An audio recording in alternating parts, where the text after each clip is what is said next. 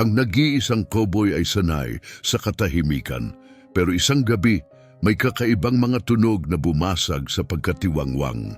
Nang pumasok siya sa kanyang kamalig na may hawak na flashlight, hindi siya handa sa matatagpuan niya.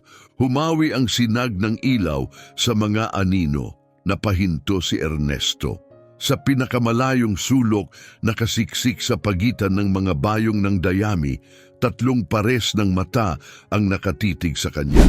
May isang babaeng nakayuko roon, yakap ng mahigpit ang 2 bata. Punit-punit ang damit niya at may tuyong dugo na nakahawi sa mukha niya. Basag at paos ang boses niya, halos bulong lang ang lumabas. "Pakiusap, huwag kang tumawag ng pulis." Itinaas ni Ernesto ang flashlight. Sa liwanag, lumitaw ang mga pasa sa kahabaan ng mga braso niya. Nanginginig ang mga bata, balot sa marurumi at maninipis na kumot na parang hinugot lang sa sampayan. "Sino kayo?" tanong niya. Pilit pinapakalma ang boses kahit mas humigpit ang hawak niya sa flashlight. 10 tahimik na taon na siyang namumuhay mag-isa. Wala siyang paghahanda sa makitang may pamilyang nagtatago sa lupa niya. "Natalia," sabi ng babae, nanginginig ang hininga. "Ito ang mga anak ko, si Roberto at si Lourdes. Kailangan lang namin ng matutuluyan ngayong gabi. Aalis kami bago mag-umaga. Pangako." "Paano kayo napunta rito?" "Sumakay kami ng bus papuntang São Gabriel at naglakad na lang pagkatapos. Nang dumating ang bagyo, nakita namin ang mga ilaw ng bahay mo. Sinubukan naming kumatok pero bukas ang kamalig. 2 oras lang ang nakalipas, isinara ni Ernesto ang mga kabayo at bumalik sa loob. Habang binabayo ng ulan ng bubong, akala niya may narinig siyang kung ano sa ilalim ng ingay ng bagyo. Mahina't nakakasulasok na iyak, pagkaluskos ng mga paa, ngayon malinaw na sa kanya. "Nakasakit ka," sabi niya. "Kaya ko," sagot ni Natalia, matatag ang tinig kahit nangangatog ang kamay niya. "Kailangan lang namin ng masisilungan hanggang bukas. Pagkatapos, aalis kami. Hindi mo na kami maririnig kailanman." "Sino ang gumawa nito sa'yo?" tanong niya. Wala siyang sinabi, pero mas marami pang ibig sabihin ang katahimikan niya kaysa anumang salita. Ang munting babae, halos 5 taong gulang lang, ay nagsimulang umiyak ng mahina. Mas hinigpitan ni Natalia ang yakap dito, pabulong na pang-aliw na hindi marinig ni Ernesto. Ang batang lalaki, siguro 8 o 9, ay nanatiling tahimik. Nakapako ang tingin kay Ernesto na parang takot na hayop. May kung ano sa titig na iyon na tumagos kay Ernesto, lampas sa lahat ng pader na itinayo niya sa sarili sa paglipas ng mga taon. "Kumain na ba kayo ngayon?" Napakurap si Natalia na gulat. "Ako, hindi. Pati ang mga bata. Binigyan ko sila ng kaunti naming natira." Ibinalik ni Ernesto ang flashlight pababa. Alam niya ang ganong gutom, yung gutom na itinatago ng ina habang inuuna ang mga anak. Ganyan ang ginawa ng sarili niyang ina noong mahihirap na panahon sa bukid. "Tumatakbo kayo mula sa kung sino," sabi niya kahit hindi naman talaga tanong. Marahang tumango si Natalia. "Hahanapin ba kayo?" "Oo," amin niya. "Pero maingat ako, walang bakas. Iniwan ko ang telepono sa Campo Grande. Cash lang ang ginamit. Walang nakakaalam na nandito kami." Campo Grande, ibig sabihin, mahigit 2 araw na biyahe iyon para marating ang tahimik na bahaging ito sa pagitan ng Mato Grosso do Sul at Mato Grosso. Sino mang maghahabol sa kanya ay maghahanap sa napakalawak na lugar. Dapat sana'y pinalayas ni Ernesto sila. Iyon ang tuntunin niya, alisin ang kahit anong gumugulo sa kapayapaan niya. Putulin at ituloy ang buhay. Pero hindi niya nagawa, hindi ngayon, hindi sa titig ng batang lalaki, hindi sa iyak ng maliit na babae, at hindi sa inang nagtiis ng gutom para protektahan ang mga anak. Kilala niya ang sakit, kilala niya ang pag-survive. "Sumama kayo," sabi niya. "Ano po?" Napatingala si Natalia gulat. "Sa bahay," sagot niya, tumalikod na patungo sa pinto. "May pagkain, banyo, totoong kama. Hindi kayo matutulog sa kamalig na to kahit isang gabi pa." Ako, hindi ko yan matatanggap. Hindi ako nagtatanong, mariin niyang sabi, sumulyap pabalik. Hindi ko hahayaang matulog ang 3 tao sa kamalig kung may bakanting mga kwarto ang bahay ko. Lalakad kayo o bubuhatin ko kayo, pili kayo. Nag-atubili si Natalia, naglalaban ng dangal at desperasyon sa mga mata niya, pero biglang umubo ng malakas at basa si Lourdes, umalingaw-ngaw sa kamalig. Doon na siya nagpasya. Ngayong gabi lang, sabi niya, titingnan natin. Hindi na naghintay pa si Ernesto, nagsimulang maglakad siya. Humina na ang ulan, naging ambon. Lumusong sa putik ang mga bota niya habang patungo sa pangunahing bahay. Hindi siya lumingon para tingnan kung sumusunod sila, pero sumunod sila. Pilay na naglakad si Natalia habang karga si Lourdes. Si Roberto naman ay nasa tabi niya, nakakapit sa punit na damit ng ina. Bumagal si Ernesto para makasabay sila. Parang mas naging mainit at kaaya-aya ang balkonahe kaysa dati. Pagpasok nila, binuksan niya ang mga ilaw. Napaurong si Natalia, parang matagal nang hindi nakakakita ng liwanag. Doon lang napansin ni Ernesto kung gaano kalala ang mga sugat niya, hindi lang pasa, kundi mga hiwang may impeksyon, pamamaga sa paligid ng mata, may nanakit sa kanya, paulit-ulit. Nasa dulo ng hallway ang banyo sa kaliwa, sabi niya pantay ang boses, pinipigil ang galit na kumukulo sa loob. Nasa kabinet ang mga tuwalya, magluluto ako ng mainit. Sir, Ernesto, putol niya, at sa wakas ay tiningnan siya ng diretsyo. Ernesto Mendoza ang pangalan ko. Ito ang Serra Azul Farm. At hindi kayo bilanggo rito. Naiintindihan mo? Marahan siyang tumango, pero hindi pa rin nawala ang tensyon sa mukha niya. Habang dinadala niya ang mga bata papuntang banyo, naiwan si Ernesto mag-isa sa kusina. Sa unang pagkakataon, matapos ang mahabang panahon, nanginig ang mga kamay niya, hindi sa pagod, hindi sa lamig, kundi sa nakita niya. Ni isang salita, wala pang nasasabi ang batang lalaki. Ni isa. At yung marka sa mukha ni Roberto, kupas na pasa na hugis, eksaktong daliri ng matanda, halatang 1 linggo na. Bago sumikat ang araw, natagpuan ni Ernesto si Natalia na bagsak sa pasilyo. Nakaluhod siya, nakasandal sa pader, nanginginig ang katawan. Basa ng pawis ang balat niya kahit malamig ang umaga. Lagnat! Lumuhod siya sa tabi niya at hinawakan ang noo nito nang hindi nagpapaalam. Naglalagablab sa init ang balat niya.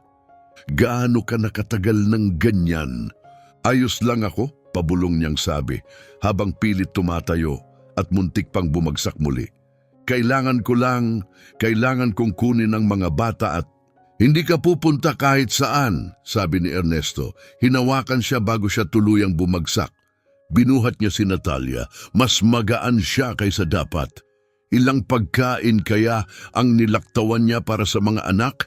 Sa guest room, maingat niya siyang inihiga na parang bagong silang na bisiro. Pumikit ang mga mata ni Natalia, hindi pantay ang hinga, nanginginig ang katawan. Tiningnan niya ang mga sugat, mapula at namamaga ang mga hiwa, kumalat na ang impeksyon. At ngayon, nasa pangangalaga na niya siya. Ang mga hiwa ay may impeksyon, sinubukan kong hugasan pero huwag kang gagalaw, mahinahong sabi ni Ernesto. Lumabas siya ng silid at bumalik dala ang veterinary case na palagi niyang inihahanda para sa mga emergency ng hayop. Hindi iyon para sa tao, pero iyon ang pinakamabuti niyang meron. Antiseptic, malinis na gasa, at antibiotics na kung tama ang dami, pwedeng gamutin ng tao gaya ng kabayo. Maingat siyang pinanood ni Natalia habang ginagawa niya ang lahat. Nilinis niya ang bawat sugat gamit ang matatag na kamay at matinding pagtuon, halos parang siruhano. Talagang alam mo ang ginagawa mo, mahinang bulong niya. 38 taon na akong nag-aalaga ng baka at kabayo, sagot ni Ernesto nang hindi tumitingala. Marami kang natututunan sa paglipas ng panahon. Muli niyang pinagmasdan ang galaw ni Ernesto. Hindi lang basta-bastang diskarte yan, totoong teknik sa veterinaryo. May higit pa sa sakit ang tinig niya, may pagtataka at parang profesional na paggalang pa. Nag-aral ka ba? Hindi. Pinahiran niya ng antibiotic cream ang isang hiwa. Natuto ako sa paggawa. Tapos huminto siya at tumingin sa kanya. At ikaw, paano mo alam ang mga pamamaraan sa veterinaryo? Ang katahimikang sumunod ay nagbigay na ng sagot bago pa siya magsalita. May training ako, sabi ni Natalia sa wakas. Veterinaryo ako noon. 4 na taon akong nagtrabaho pagkatapos ng kolehiyo sa isang klinika sa Campo Grande. Bakit ka tumigil? Dahil sinabi niya, mapait at mabigat ang lumabas na mga salita. Tinapos ni Ernesto ang pagbabalot sa braso niya bago itanong ang tanong na matagal na niyang kinatatakutan. Sino ang siya? Rodrigo Perez. Ang pangalan ay parang sugat na mismo. Isang negosyante, construction, agribusiness, investments. Kilala siya ng lahat sa Mato Grosso do Sul. Nire-respeto siya ng mga tao. Inaakala nilang makapangyarihan siya at hindi matitinag. Nilunok niya ang laway at marahas siya. Nanatiling tahimik si Ernesto, hinayaan siyang magsalita sa bilis na kaya niya. Hindi naman siya ganyan noon, pabulong ni Natalia, napapikit sandali. Nang magkakilala kami, napaka-charming niya. Pumupunta siya sa klinika na may dalang bulaklak. Dinadala niya ako sa hapunan. Parang perpekto ang lahat. Parang napasok ako sa isang panaginip. Pagmulat niya, nakatitig siya kay Ernesto. Pero ang mga panaginip, pwedeng maging bangungot ng walang babala. Sandali silang nagkapalagayan ng tingin na hindi na kailangan ng paliwanag, tingin ng 2 taong alam kung anong kayang gawin ng pagtataksil sa isang tao. Nang mabuntis ako kay Lourdes, patuloy niya, hinihila ang kumot palapit sa katawan. Sinabi niyang kailangan kong magstay sa bahay para bang makakasama sa baby ang trabaho o sobra raw na stress. Sinabi niyang trabaho ko raw ang alagaan ng pamilya niya. Nag-atubili si Ernesto tapos sinabi ang matagal nang nasa isip niya, hindi anak ni Rodrigo si Roberto. Hindi talaga iyon tanong. Napansin niya ang pagkakaiba. Si Roberto ay may mapusyaw na kulay kastanyas na buhok at berdeng mga mata, samantalang mas maitim ang mga katangian ni Natalia. At sa alam ni Ernesto, blonde at mapusyaw din ang mga mata ni Rodrigo. Tumango si Natalia. Si Roberto ay galing sa ibang relasyon. Namatay ang ama niya bago pa man siya ipanganak. Sinabi ni Rodrigo na tinanggap niya ako kahit may dala akong baggage. Nangako siyang magiging totoong ama kay Roberto. Nanginginig ang boses niya pero hindi iyon ang totoo. Naghintay si Ernesto, hindi siya nangulit, binigyan lang niya ng espasyo. Sa totoo lang, tiningnan ni Rodrigo si Roberto na parang pag-aari. Mahina niyang sabi, isang bagay na pwede niyang hubugin. Isang bagay na pwede niyang kontrolin, sirain kung gusto niya. Tapos kunwari, aayusin. Bumilis ang paghinga niya pero pinilit niyang magpatuloy. Kapag hindi sumunod si Roberto, kapag nagtanong siya, kahit kapag umiiral lang siya sa paraang hindi gusto ni Rodrigo, sinasaktan niya siya. Binubugbog. Namilipit ang mukha niya at tumulo ang luha. At mas malala pa roon, tinakpan niya ang bibig para pigilan ang hikbi at hinayaan kong mangyari. Patawarin ako ng Diyos, hinayaan ko. Nanginginig ang balikat niya. Takot na takot ako. Paulit-ulit sinasabi ni Rodrigo na walang maniniwala sa akin. Na may kaibigan siya sa pulis, sa korte, saan-saan. Sinabi niyang kapag sinubukan kong umalis, kukunin niya ang mga bata at hindi ko na sila makikita. Dahan-dahang umupo si Ernesto sa gilid ng kama, nilunok ang bawat salita. Kilala niya ang ganong klasing lalaki kahit hindi pa niya nakikita, mga lalaking bumibili ng katapatan na parang bumibili ng hayop, mga lalaking binabaluktot ang batas dahil takot ang lahat sa paligid nila. Anong nagbago? Marahan niyang tanong. Tumigas ang mukha ni Natalia. 2 linggo na ang nakaraan na bitawan ni Roberto ang isang baso ng alak. Simpleng pagkakamali ng bata. Maliit na bagay. Pero sumabog si Rodrigo. Matigas ang panga niya. Kinaladkad niya si Roberto papunta sa kwarto at tumigil siya, muling napuno ng luha ang mata. Nang marinig ko siyang sumisigaw, may nabasag sa loob ko. Humigpit ang hawak niya sa kumot. Tumakbo ako papasok. Hinila ko si Roberto mula sa sahig. May dugo, ang daming dugo. At dun ka tumakbo. Hindi agad, pinunasan niya ang muka. Nung gabing yon, umalis si Rodrigo para sa business meeting. Habang wala siya, nag-impake ako ng kaya ko lang dalhin. Kinuha ko ang perang unti-unti kong itinago sa loob ng ilang buwan. Iniwan ko ang telepono para hindi niya kami matrace. Umalis kami bago magbukang liwayway. Tumango si Ernesto, nakikinig pa rin. Bakit hanggang dito pa kayo pumunta? Tanong niya. Bakit ganito kalayo, malapit sa hangganan ng Mato Grosso? Bakit iniwan ninyo ang buong estado niya? Tumingala si Natalia, pagod pero malinaw ang isip. Dahil baka hindi niya maisip hanapin kami rito. Baka sa ibang lugar muna siya maghanap. Bigla siyang umabot at hinawakan ng kamay ni Ernesto. Desperado ang kapit. Pakiusap. Nakiusap siya. Huwag mo kaming isusumbong. Alam kong hindi mo ako kilala at sobra ang hinihingi ko, pero pakiusap kapag nahanap niya kami. May mga tao akong nagtatrabaho rito sa araw, putol ni Ernesto. Praktikal pero hindi malupit. 2 tauhan sa rancho. Dumarating sila alas 7 ng umaga hanggang alas 5 ng hapon. Hindi nila kayo pwedeng makita pa. Masyadong delikado. Aalis na kami ngayon bago pa... Huwag! Mariing putol ni Ernesto. Dito kayo mananatili, sa bahay, sa likod ng mga silid kayo magstay, malayo sa mga bintana. Tumayo siya tapos na ang usapan sa tono. May sapat akong pagkain at mga gamit. Kapag nakapagpahinga na kayo at gumaling, at kapag sigurado akong hindi naghahanap si Rodrigo sa lugar na to, saka natin pag-iisipan ang susunod. Tumingala si Natalia, naguguluhan. Bakit mo kami tinutulungan? Huminto si Ernesto sa may pintuan, tahimik sandali habang iniisip ang tanong. 10 taon siyang namuhay ng walang koneksyon kaninuman. Ngayon, ito siya, tumatanggap ng mga takas, itinatago sa sariling bahay. Kasi nakita ko na ang tingin yan dati, sabi niya. Anong tingin? Ang tingin ng taong nawalan na ng lahat, pero tumatangging sumuko. Bago pa siya makasagot, lumabas si Ernesto at marahang isinara ang pinto sa likod niya. Sa pasilyo, nakita niya si Lourdes na nakaupo sa sahig na kahoy, yakap ang luma at kupas na manikang tela. Tumingala siya at ngumiti, ngiting puno ng inosente na halos mapahinto ang hininga ni Ernesto. Uncle, tanong niya, may maliliit ka bang kabayo? Meron. Pwede ko bang makita?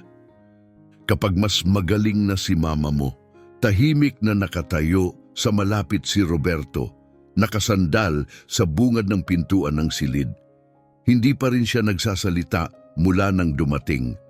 Ang mga mata niya, masyadong seryoso para sa edad niya, ay sinusundan ang bawat galaw na parang laging may inaasahang panganib. Nang gabing iyon, bumalot ang mabigat na katahimikan sa rancho. Nakaupo si Ernesto sa mesa, inaayos ang mga gastusin sa bukid nang biglang mabasag ang katahimikan. Mga hiyaw, panik, ligaw at takot na takot ang umalingaw-ngaw sa pasilyo. Tumalon siya, tumakbo sa silid ng mga bata at binuksan ang pinto nang hindi kumakatok. Nakaupo si Roberto, tuwid at parang napatigil sa lugar. Nakapikit siya pero baluktot sa takot ang mukha. Tulog pa rin siya, bihag ng bangungot. Hindi dad, pakiusap. Hindi ko sinasadya. Hindi ko sinasadya. Sinubukan ni Natalia na abutin siya mula sa kama pero masyado pa siyang mahina sa lagnat. Nauna si Ernesto. Marahan niyang inilapag ang kamay sa balikat ni Roberto. Roberto, ayos lang. Ligtas ka na ngayon, walang sasakit sa'yo. Dumilat ng malaki ang mga mata ng bata. Sandali, nilamon siya ng takot hanggang makilala niya ang mukha ni Ernesto. Ang sumunod ay dumurog sa puso ni Ernesto. Purong ginhawa, masakit at taimtim. Hindi nagsalita si Roberto. Kumuyom lang siya sa sarili, nanginginig ang buong katawan. May ginawa si Ernesto na hindi niya nagawa sa loob ng 10 taon. Nanatili siya. Umupo siya sa tabi ng bata sa kama, nakapatong ang kamay sa maliit na balikat nito. Naghihintay sa katahimikan hanggang humupa ang panginginig. Si Lourdes tulog sa tabi nila ay hindi man lang gumalaw, pinrotektahan ng tulog mula sa sakit ng kuya niya. Nang muling makatulog si Roberto, tumingala si Ernesto at nakita si Natalia sa bungad ng pinto. Basa ng tahimik na luha ang mukha. Araw-araw, pabulong niya, simula nung tumakas kami, pwede kayong manatili. Ano? Mga ilang linggo pa, 1 buwan siguro, hanggang sa may mas matibay kayong hawak kaysa planong tumakbo lang, yung totoong sandalan. Dumaan siya sa tabi ni Natalia papunta sa sarili niyang silid. At hanggang sa tumigil na iyang batang yan sa paggising na sumisigaw.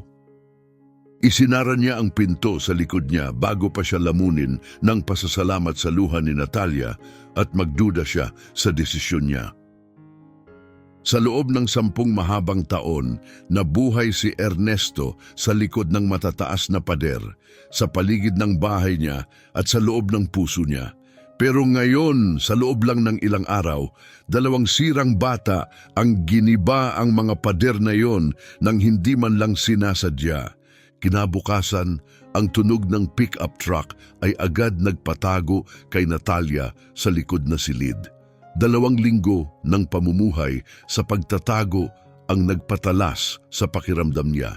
Alam na alam niya kung kailan dumarating sina Ricardo at Leonardo, ang mga tauhan sa rancho.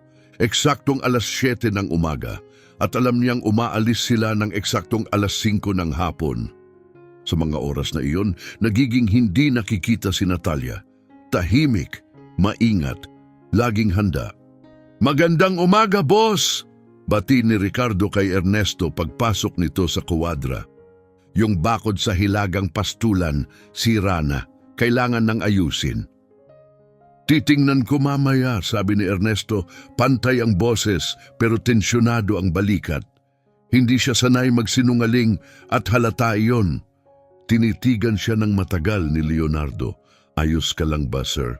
Parang iba ka nitong mga nakaraang araw." "Ayos lang ako, puntahan niyo yung linya ng baka sa silangan. Ako ang bahala sa mga kabayo ngayon."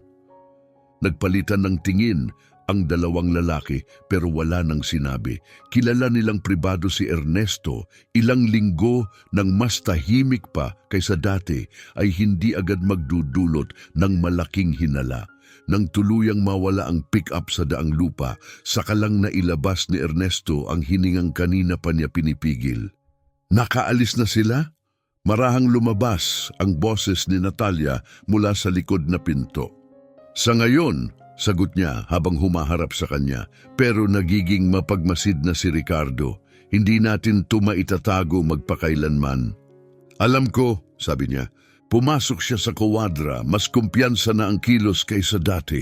Sa mga araw ng kaligtasan, unti-unting bumabalik ang kulay sa balat niya at ang kapanatagan sa mga hakbang niya.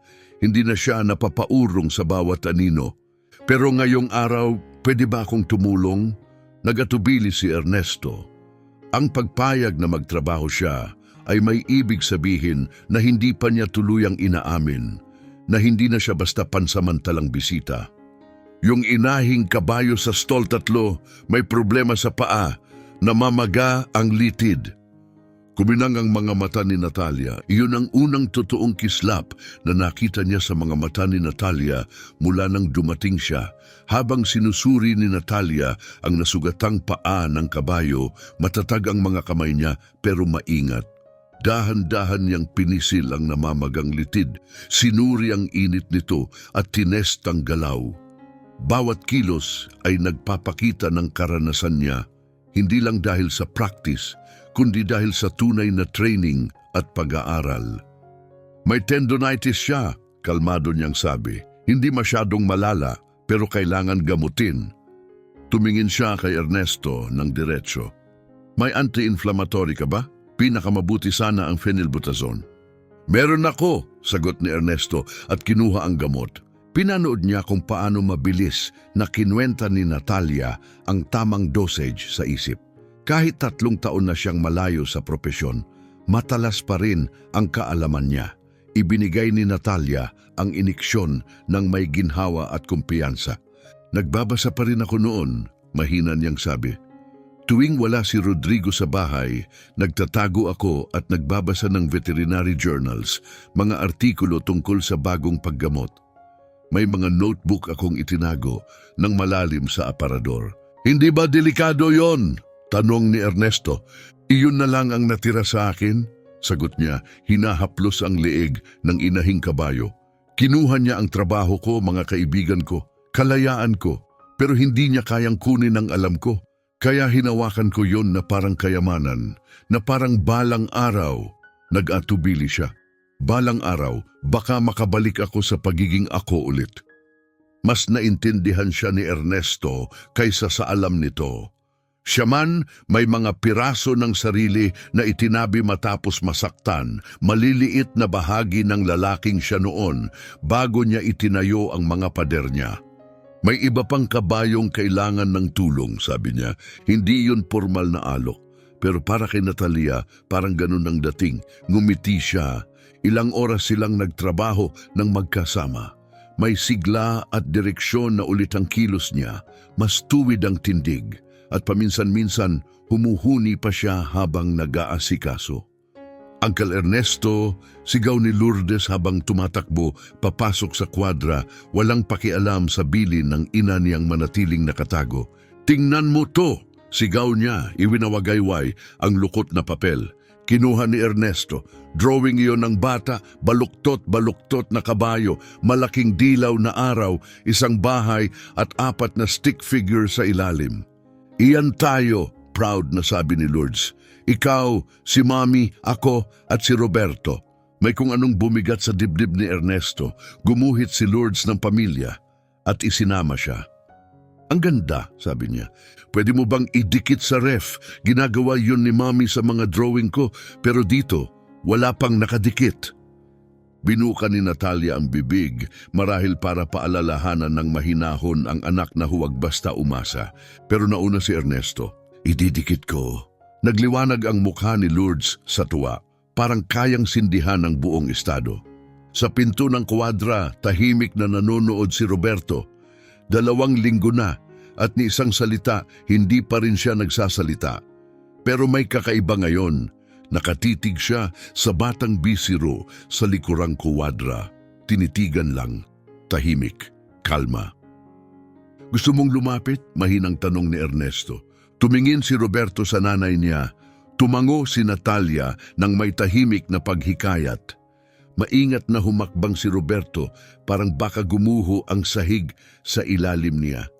Tumingala ang bisiro, dahan-dahang kumurap, mausisa. Lumuhod si Ernesto sa tabi ng bata. Pwede mo siyang hawakan, gusto niya yan. Iniabot ni Roberto ang maliit at nanginginig na kamay.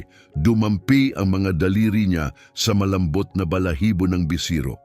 At pagkatapos, sandali lang, ngumiti siya.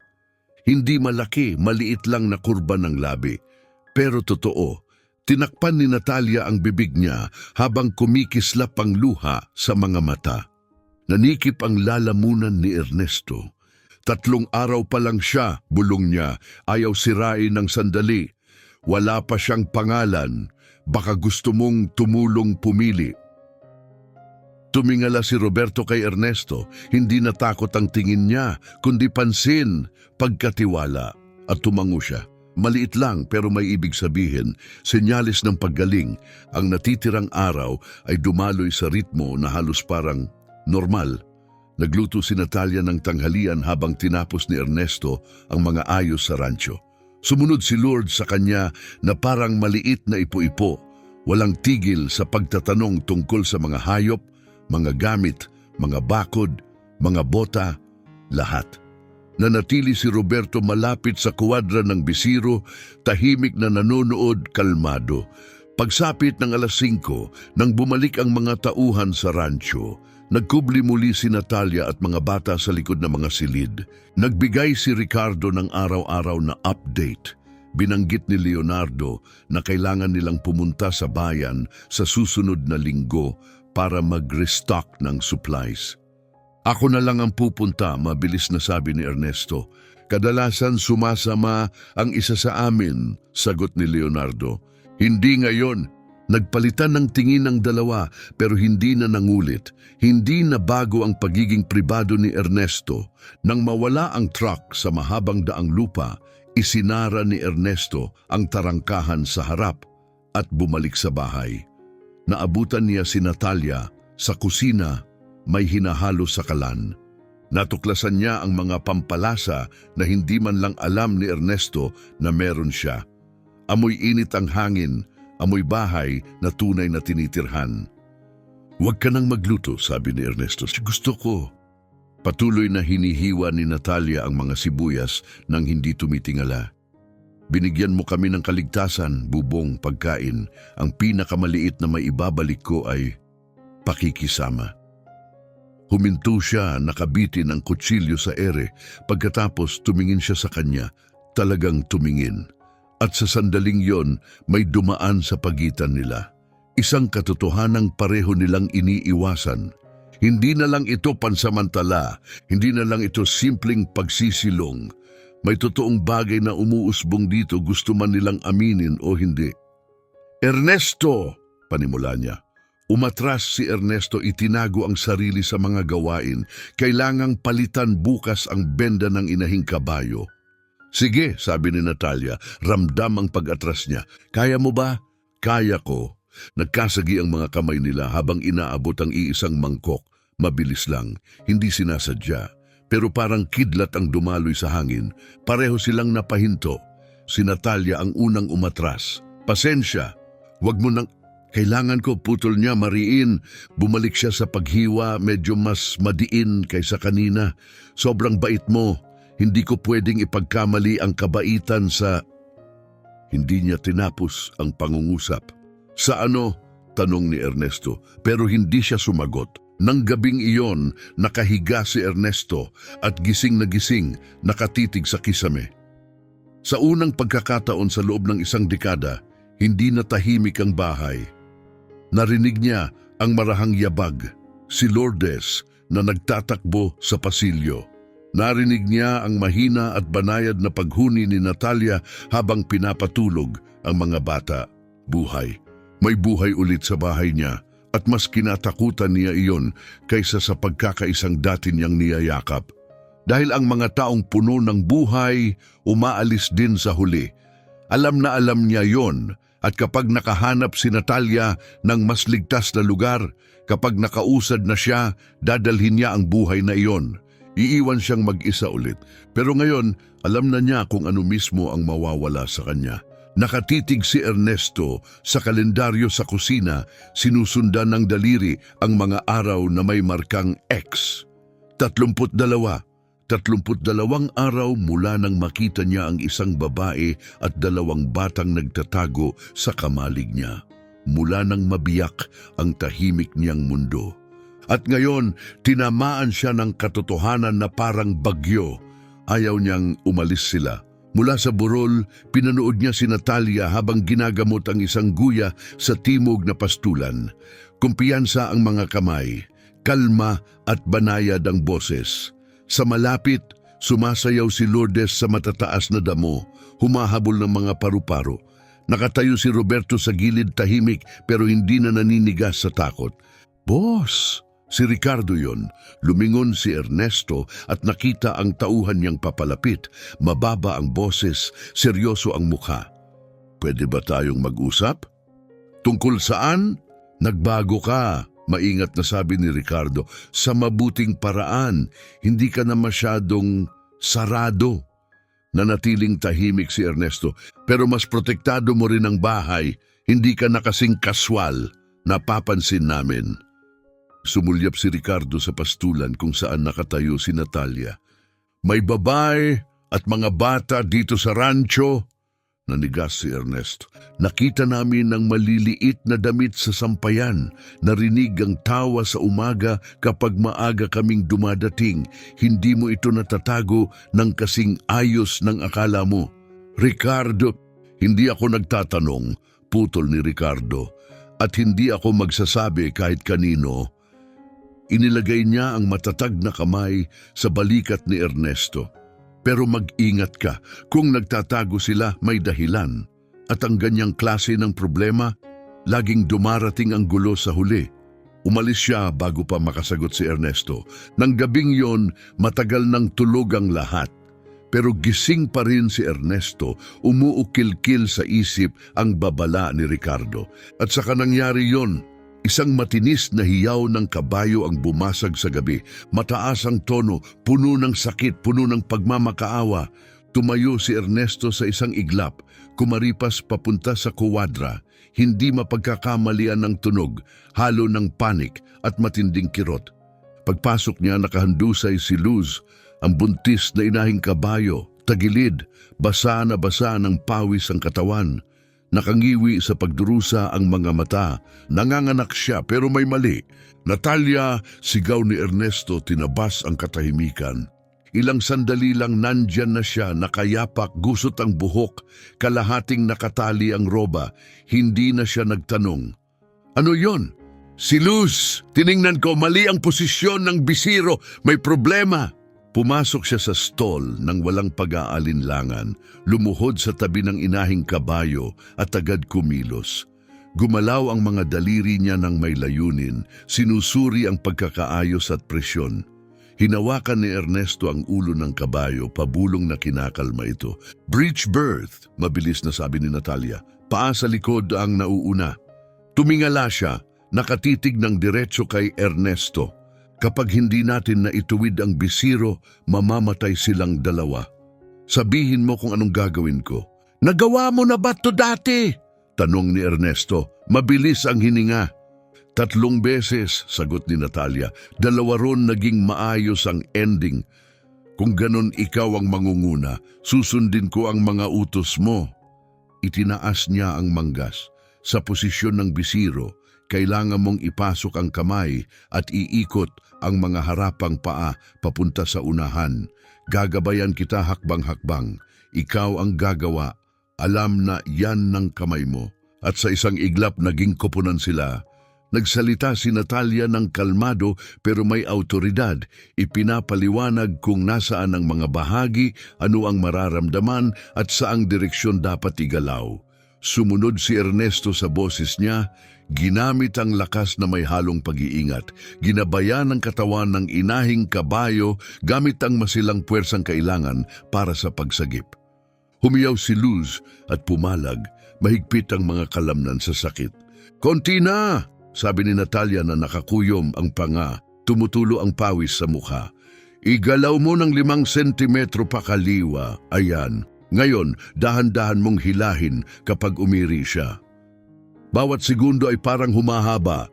Nanginig ang mga braso ni Ernesto, sumakit ang likod niya.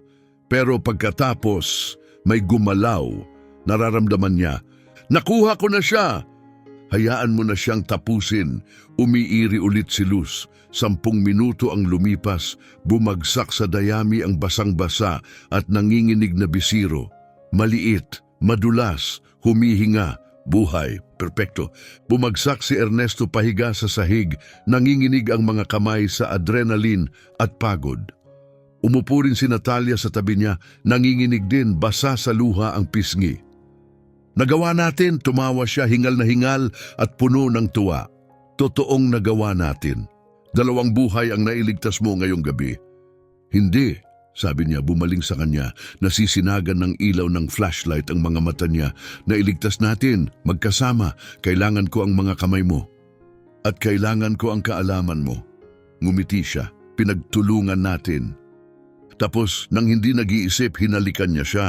Hindi iyon planado, ni hindi man lang pagpili. Lumapit lang siya, hinila ng kurba ng ngiti ni Natalia at hinalikan siya na parang iyon na ang pinakanatural na bagay sa mundo. Napahinto si Natalia sa isang kisap mata, tapos hinalikan niya rin si Ernesto pabalik. Mahigpit na hinawakan ang damit niya na parang natatakot na bigla siyang maglaho. Magulo ang halik, walang hininga, puno ng alat ng luha at pawis at kung ano pang iba.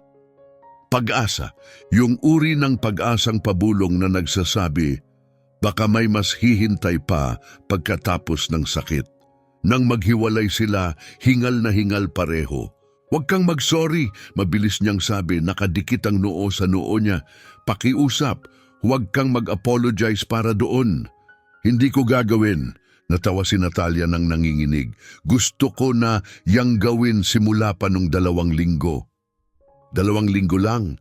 Sige, baka 3. Naghinalikan ulit sila. Mas mabagal ngayon, mas malalim, walang pagmamadali.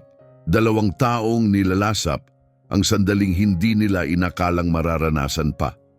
Nakahiga si Luz, malapit sa kanila, kalmado, nakamasid, dinidilaan ang bago niyang anak. Bumagal ang oras sa pinakamagandang paraan. May mga lihim na halik sa kuwadra kapag abala si Lourdes sa paglalaro. May mga daliring nagkakasagi sa ilalim ng mesa habang kumakain. May mga tinging tumatagal ng mas mahaba kaysa dapat at unti-unting tumubo ang tiwala. Nagsimulang magbukas si Ernesto paisa-isang piraso. Ikinuwento niya ang araw na umuwi siyang nakita ang asawa niya kasama ang matalik niyang kaibigan. Ang pagkatalo ng kalahati ng rancho niya sa korte. Ang pagtatayo niya ng kuta sa puso para hindi na muling maramdaman ang ganong klaseng pagtataksil. Ibinahagi rin ni Natalia ang mga peklat niya. Hindi lang pasa, hindi lang takot, kundi ang dahan-dahang pagkapawi ng dating siya. Kung paano unti-unting binasag ni Rodrigo ang kumpiyansa niya, identidad niya at paniniwala sa sariling halaga. Pero dito, pabulong niya isang gabi sa balkonahe, tulog na ang mga bata. Dito, totoo ulit ako, hindi lang ina, hindi lang taong kontrolado, kundi ako. Marahang hinawakan ni Ernesto ang kamay niya. Mahalaga ka, sabi niya, mas higit pa kaysa sa dapat. Anong ibig mong sabihin? Huminga siya ng malalim. Ibig sabihin, natatakot ako. Kasi kapag umalis ka, kapag nakahanap ka na ng lugar na ligtas, may madadala ka. Isang bahagi ko na akala ko matagal ko nang inilibing. Matagal siyang tinitigan ni Natalia. Paano kung ayaw kong umalis? Tumahimik ang hangin sa pagitan nila, nabitin ang mga salita, hindi pa sinasabi pero siksik sa kahulugan, tapos may maliit na boses na bumasag sa katahimikan. Uncle Ernesto? Lumingon sila at nakita si Roberto sa pintuan, gusot ang pajama, magulo ang buhok sa tulog. At sa unang pagkakataon matapos ang mahigit 1 buwan, nagsalita siya. Pwede mo ba akong turuan sumakay ng kabayo? Napasinghap si Natalia, napasapo sa mukha habang napupuno ng luha ang mga mata. Kumurap si Ernesto, nanikip ang lalamunan. Isang karangalan. Nang gabing iyon, matapos muling makatulog si Roberto, matapos magmakaawa si Lourdes ng isa pang kwento bago matulog, at matapos tingnan ni Natalia ang mga bata ng 3 beses, nakita siya ni Ernesto sa pasilyo. Manatili ka, sabi niya, nakawala ang salita bago pa niya napigilan ang sarili. Ngayong gabi, kasama ko. Pwede sanang mag-atubili si Natalia, pwede siyang umatras, pwede niyang sabihin na masyado pang maaga, masyadong magulo, masyadong komplikado. Pero sa halip inabot niya ang kamay ni Ernesto. Oo, sa kwarto ni Ernesto, balot ng mga kumot na may bahagyang amoy ng dayami at katad, nagsama sila ng may banayad na pag-iingat na tanging mga taong minsang nasaktan ang nakakakilala. Hindi iyon minadali o magulo. Mabagal, sinadya, puno ng lambing ng 2 survivor na muling natutong buuin ang sarili. Masasanay ako rito, pabulong ni Natalia sa dibdib niya habang dumadaloy sa silid ang unang gintong liwanag ng umaga. Matagal na akong sanay, sagot ni Ernesto, hinalikan ng buhok niya. At ganun lang, sa unang pagkakataon sa loob ng 1 dekada, hinayaan niyang tumubo sa dibdib niya ang isang mapanganib na bagay, pag-asa, malambot, marupok at totoo. Ang hindi niya alam, malapit nang masubok ang pag-asang iyon sa paraang hindi niya kailanman inakala. Sa ilalim ng mainit na araw ng umaga, hinaplos ni Natalia ang tiyan ng isang baka habang maingat na nanonood ang kapitbahay na magsasaka, si Senyor Alfredo. Mga 3 buwan na yan, sabi niya tumayo at pinagpag ang mga kamay. Pero may senyales ng kakulangan sa mineral, kailangan niya ng calcium, baka pati phosphorus. Talagang bihasa ka sa trabaho mo, Dr. Maya, sabi ni Alfredo, ngumiti at ginamit ang peking pangalang gamit ngayon ni Natalia. Pwede ring mangailangan ng tulong ang kapatid ko sa Rondonopolis. Pwede ko bang ibigay sa kanya ang numero mo? Oo naman, sagot niya ng hindi nagatubili. Mula sa malayo, nanood si Ernesto sa likod ng bakod, kumakalat ang init sa loob niya. Hindi na lang basta nabubuhay si Natalia. Umuunlad siya. Ang takot na babaeng nagtatago sa kamalig niya ay nagbagong anyo bilang isang taong matatag, may kakayahan at puno ng buhay. Parang nagliliwanag ka, sabi niya habang pauwi sila sa sasakyan. Pakiramdam ko buhay na buhay ako, sabi niya, isinabit ang mga daliri sa kanya. Sa unang pagkakataon matapos ang ilang taon, gumigising ako ng hindi natatakot. Nagtatrabaho ako dahil mahal ko ito. Hindi para patunayan ng kahit ano, hindi para lang makaraos. At ang mga bata, masaya sila, pakiramdam nila ito ang tahanan. Nabitin ang salitang iyon sa hangin sa pagitan nila. Mabigat, makahulugan, hindi sinasabi ng tuwiran. Pagdating nila sa rancho, patakbong lumapit si Lourdes puno ng sigla. 2 araw na lang birthday ko na. Lumuhod si Ernesto sa harap niya nakangiti. At ano ang gusto ng birthday girl na regalo? Kabayo. Walang pag-aalinlangang sagot niya. Lourdes, may babalang tono si Natalia. Pero ma'am, ang dami-daming kabayo ni Uncle Ernesto. Kahit isa pa, wala namang magbabago. Paano kung riding lessons muna? Suwestyon ni Ernesto kumindat. At kung talagang mahusay kang estudyante, baka balang araw. Kumiyaw si Lourdes sa tuwa ng sobrang lakas kaya nagtakbuhan ng mga manok sa bakuran.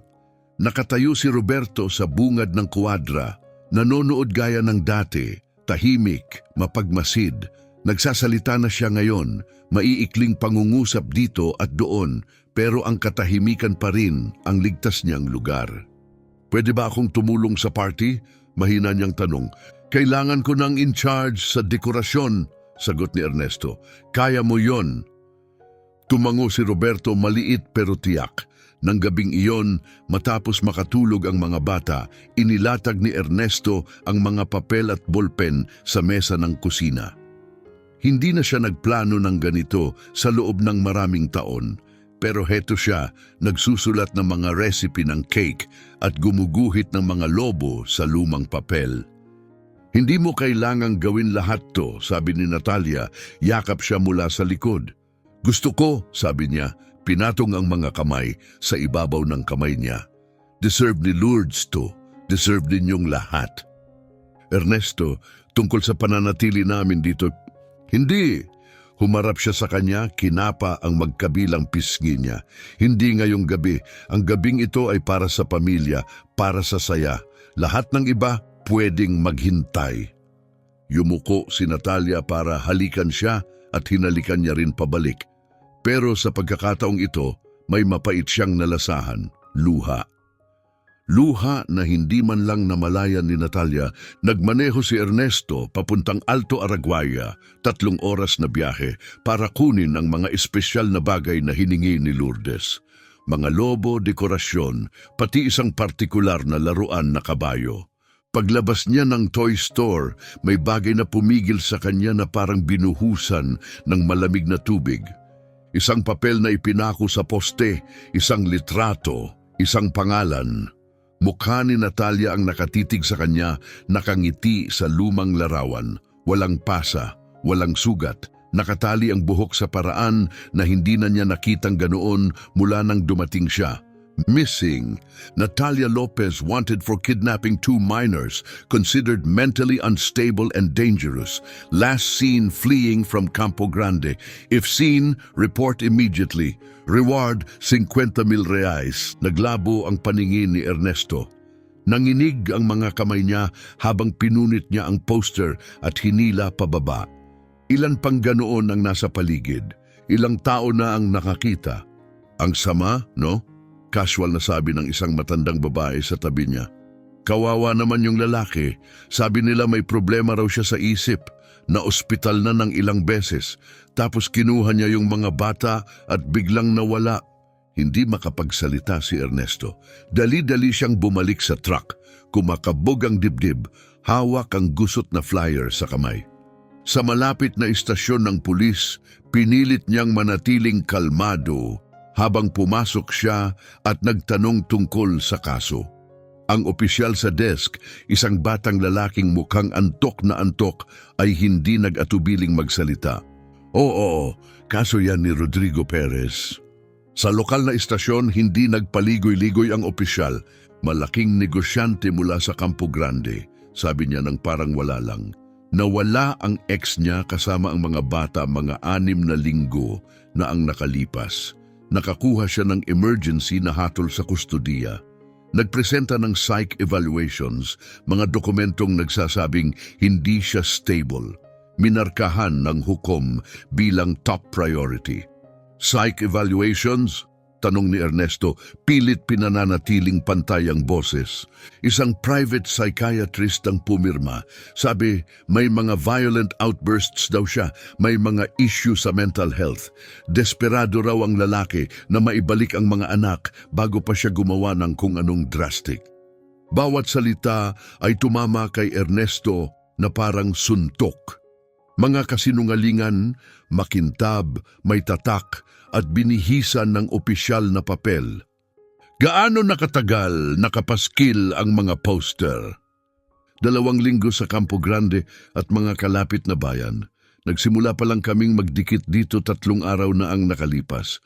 Sa 50,000 reward, hindi magtatagal may tatawag na. Umalis si Ernesto bago pa maging kamao ang mga kamay niya.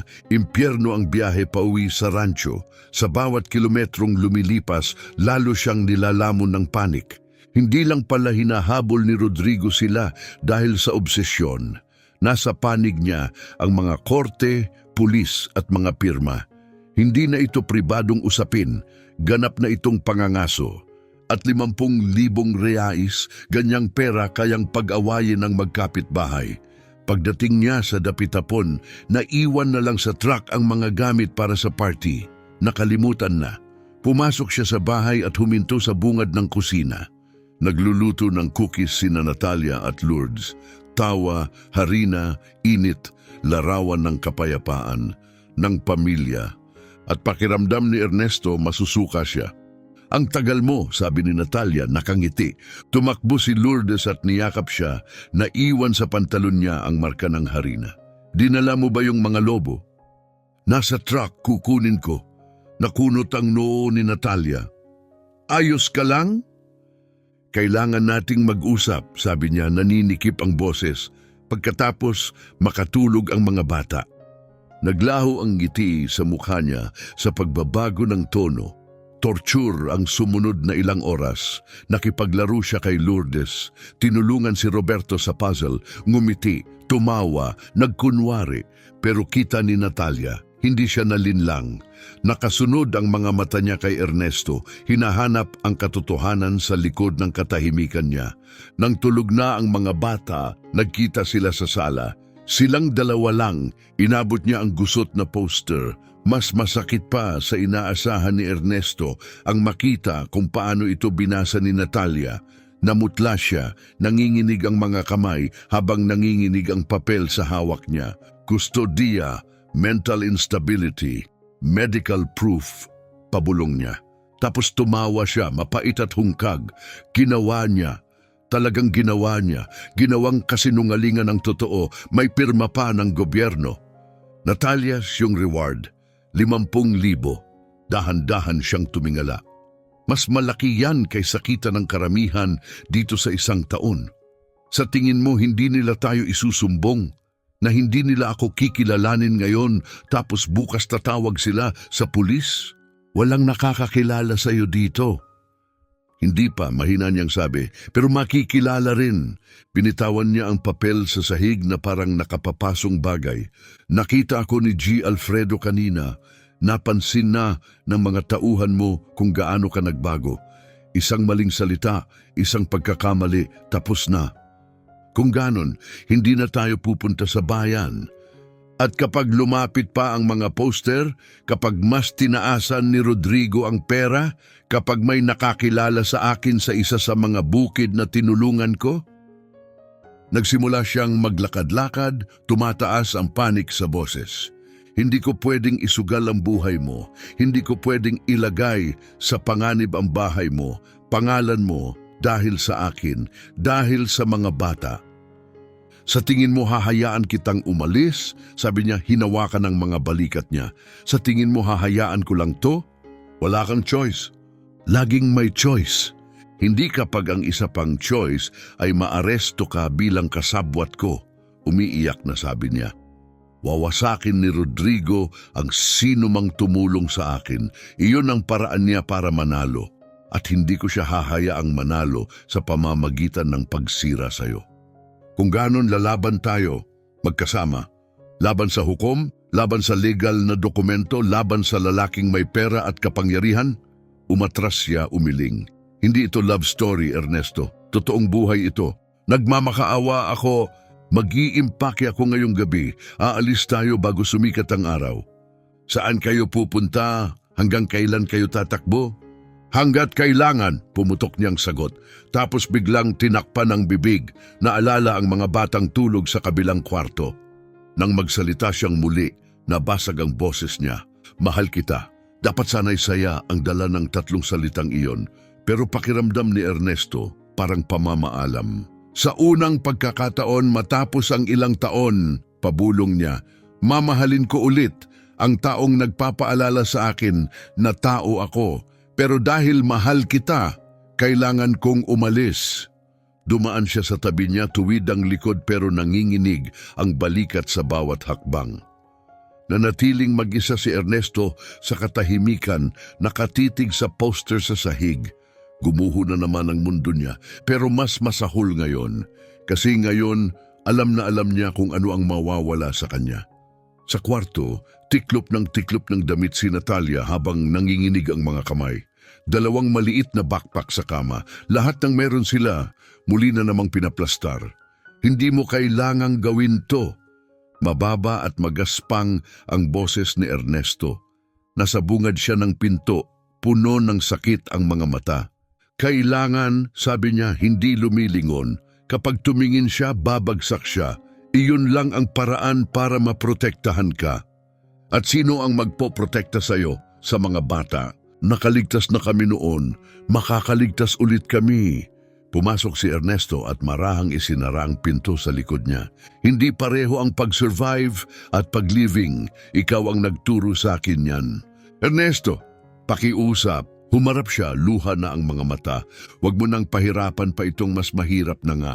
Pahirapan? Tumawa siyang mapait. Pinapakiusapan mo akong hayaan ang babaeng mahal ko na lumakad papunta sa panganib. Napanoorin ng dalawang batang minahal ko na parang akin na mawala sa gabi. Ano pa bang hihigit na hirap doon? Ang babaeng mahal mo? Pabulong niya.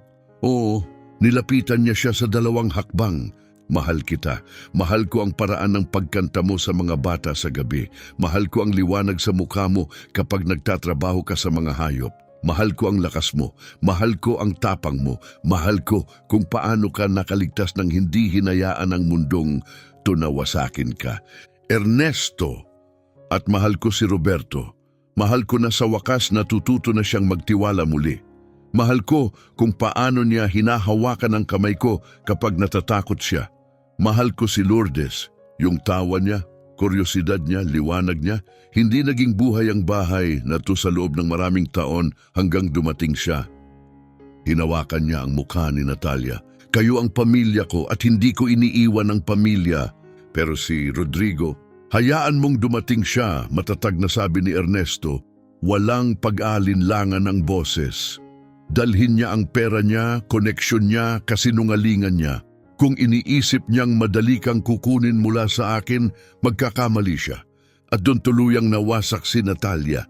Bumagsak siya sa mga bisig ni Ernesto, humahagulgol sa dibdib niya. Mahal din kita, bulong niya.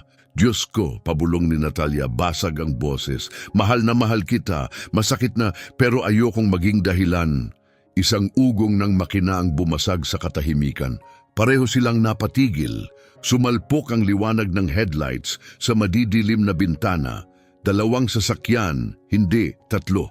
At alas 4:30 ng umaga, walang sino man ang pupunta sa isang liblib na rancho ng nagkataon lang. Ang mga bata, tumakbo si Natalia papunta sa kwarto. Sumunod si Ernesto, kumakabog ang puso. Mahimbing pa rin ang tulog ni Lourdes, pero si Roberto ay nakaupo na, nakadilat ng malaki ang mga mata sa takot. Siya yan, pabulong ng bata. Kilalang kilala ko yung tunog.